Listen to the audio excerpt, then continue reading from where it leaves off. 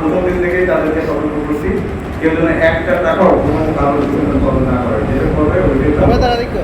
আমি আশা করি এখানে যারা উত্তীর্ণ হয়েছে তারা আমাদের কথা শুনছে এবং আমরাও আমাদের লোকজন লাগাই রাখছি। যদি এই ধরনের কোনো নিউজ আমাদের কাছে আসে তাহলে আমরা অবশ্যই তাদেরকে আইনের আওতায় আনবো যদি এই ধরনের কোনো ঘটনা ঘটে।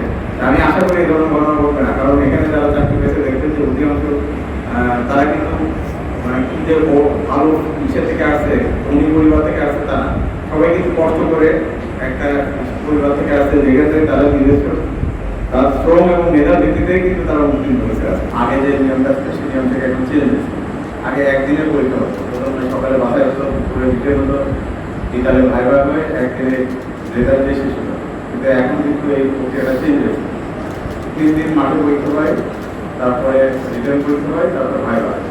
এই প্রক্রিয়ায় আপনার যে ওদের যে খরচটা হয় সেটা প্রথমে প্রথম ধাপে তাদেরকে 45 টাকা দিতে হয় এবং পরবর্তী ধাপে যারা রিটার্নে থেকে তাদেরকে আবার 56 টাকা পরিশোধ করে অ্যাডমিট কার্ড দিতে হয়।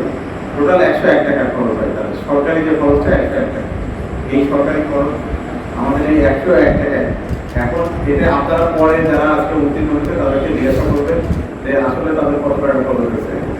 মানে তারা কি, আমরা একদম প্রথম দিন থেকে তাদেরকে সতর্ক করে আসছি যে কোনো রকম যেন তারা কোনো দালালের পক্ষে না পড়ে, কোনো প্রতারকের পক্ষে না পড়ে।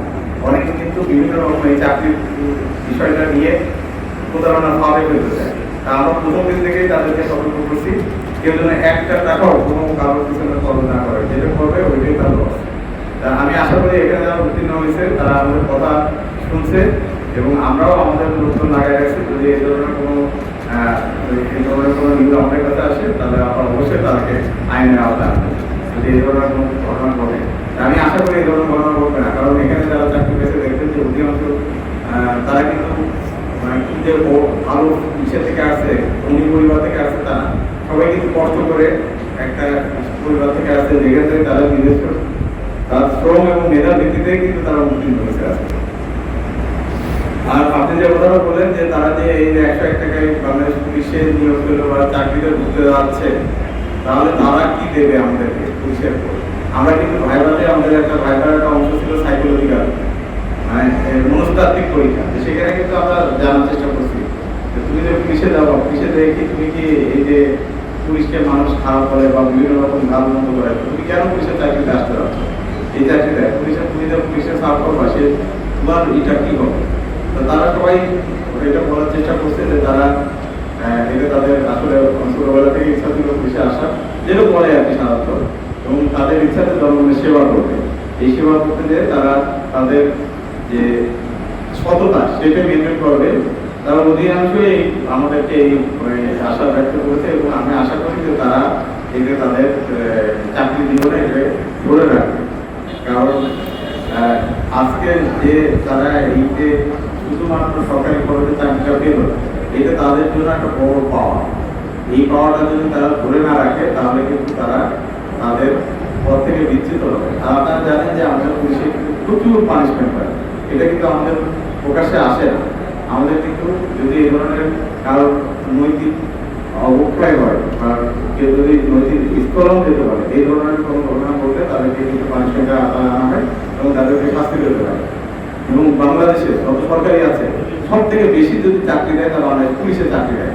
এটাই প্রথমেই তাদেরকে আমরা এই মাথায় ঢুকাই দিতে দেয়। পুলিশে কিন্তু প্রত্যেকটা পদক্ষেপ অনেক চিন্তা ভাবনা করে নিতে হবে। এখানে যদি কেউ কোনো ভুল করে তাহলে কিন্তু তার চাকরিতে থাকা খুবই কষ্ট হতে পারে।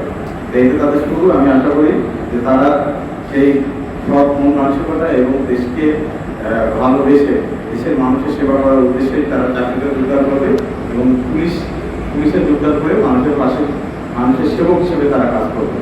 যেটা আমাদের কাজ, আমরা যেটা করে থাকি। যারা উত্তীর্ণ হতে পারেনি বা ওয়েটিং এ আছে, যারা উত্তীর্ণ হতে পারেনি তাদের জন্য শুভকামনা থাকবে। এটা কিন্তু শুরু, চাকরি শুরু।